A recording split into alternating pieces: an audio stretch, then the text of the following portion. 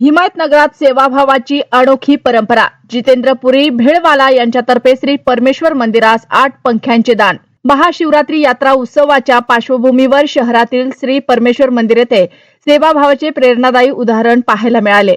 श्री परमेश्वर यात्रा व मंदिर परिसरात भेलपुरीचा व्यवसाय करणाऱ्या एका भाविकांना आपली मनोकामना पूर्ण झाल्याबद्दल कृतज्ञता व्यक्त करत मंदिरास बजाज कंपनीचे 8 पंखे भेट दिले। यात्रा काळात वाढणारी भाविकांची गर्दी लक्षात घेता मंदिर परिसरात थंडावा व सुविधा उपलब्ध व्हाव्यात या हेतून हे पंखे देण्यात आले आहेत। संबंधित भाविकाच्या या दातृत्वपूर्ण योगदानाची मंदिर कमिटीच्या वतीने श्री परमेश्वराची प्रतिमा भेट देऊन सत्कार करण्यात आला।